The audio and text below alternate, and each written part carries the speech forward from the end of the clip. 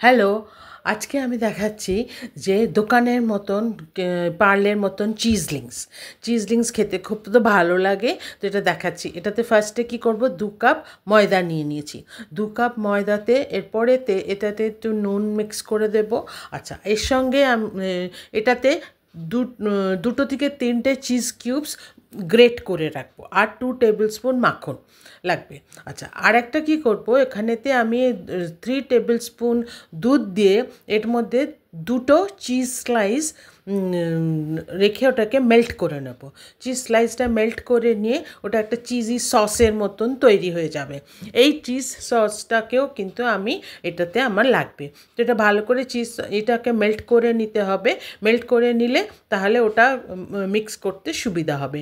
আচ্ছা, চিজ এটাতে যেটা নুনটা দেবো, যে সল্টটা দেবো, এটা অ্যাকর্ডিং টু টেস্ট, কারণ এখানে চিজ স্লাইসেতে নুন আছে, মাখনেতে নুন আছে, প্লাস আবার চিজ কিউবসেতেও নুন আছে, সেই জন্য নুনটা একটু অ্যাডজাস্ট করে দিতে হবে।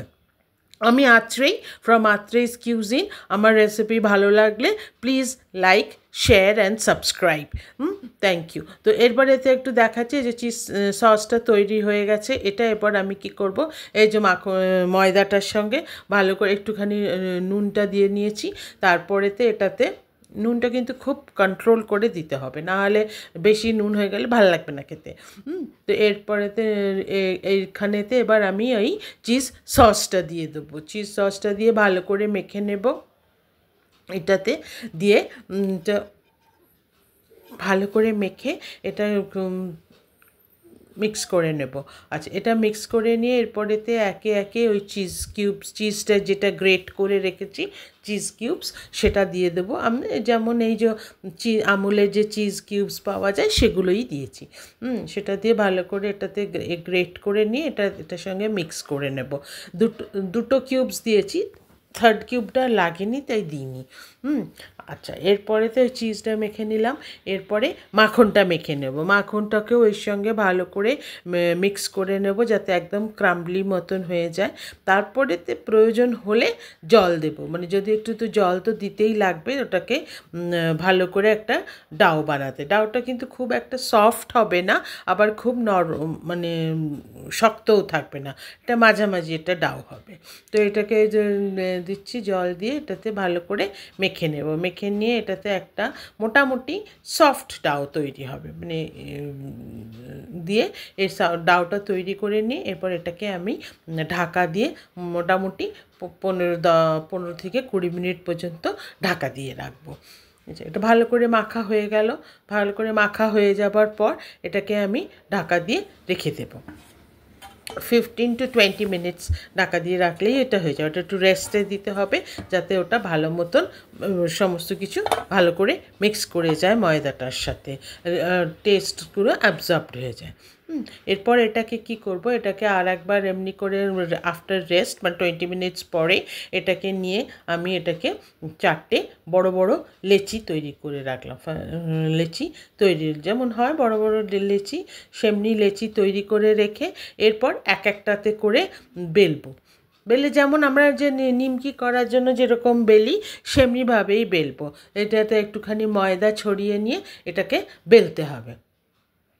এটাকে ভালো করে বেলে এটাকে দেখো এটা কি ইয়ে করে বেলতে হবে কীরকম থিকনেসটাও কিন্তু খুব একটা মোটা থাকবে না, মানে যেরকম ওই খুব খুব কমই থিকনেসটা থাকবে। দেখাচ্ছি, রুটির থেকে একটু স্লাইট মোটা, মানে একটু এরকম মোটা, আদারওয়াইজ রুটির সাইজেতে করে নিলেই হবে। এই যে দেখো, দেখতে পাচ্ছ থিকনেসটা। আচ্ছা, এরপর এটাকে কি করব, একটা ছুরি দিয়ে কিংবা পিৎজা কাটার দিয়ে এটাকে ছোটো ছোটো চৌকো চৌকো করে নেব। এই যে যেরকম করে দেখাচ্ছি এরকমভাবে চৌকো চৌকো করে কেটে নিতে হবে। হ্যাঁ, আচ্ছা, এটাতে নিয়ে পরেতে আমরা নেক্সট স্টেপেতে যাব। এরকম করে সবকটা লেচিকেই এইভাবে করে নিতে হবে। করে নিয়ে এরপরেতে আমরা নেক্সট স্টেপটাতে যাব। এটা কাটা হয়ে গেল, সবগুলো কাটা হয়ে গেলে যে দেখো কীরকম এটা উঠে উঠে আসছে, এমনিভাবে উঠে উঠে এটাকে ঠিক করে রাখতে হবে। রেখে নিলাম এমনি থালাতে, যেমন হয়েছে। এরপরেতে তেল গরম করতে দেবো, আচ্ছা রিফাইন্ড অয়েল দেবো, রিফাইন্ড অয়েল গরম করতে দেবো। আচ্ছা গরমটা কিন্তু কেয়ারফুলি ওটাকে করতে হবে, মানে খুব একটা হিট হবে না, এটা মিডিয়াম টু লো হিটেতে হবে, তা না হলে দিলে ওটা লাল হয়ে যাবে আর ভিতরটা কাঁচা থাকবে। তো এটা মিডিয়াম টু লো হিটেতে দিয়ে ধীরে ধীরে এটাকে ফ্রাই করব। ফ্রাই করে এটাকে তেল ঝরিয়ে নিয়ে রেখে দেবো, তেল ঝরিয়ে নিয়ে রেখে দেবো। আর দেখো এটা কি সুন্দর ক্রিস্প একটা হয়েছে, এটা এরকম ফুলে ফুলে একদম দোকানের মতন খেতে লাগবে। এনজয়।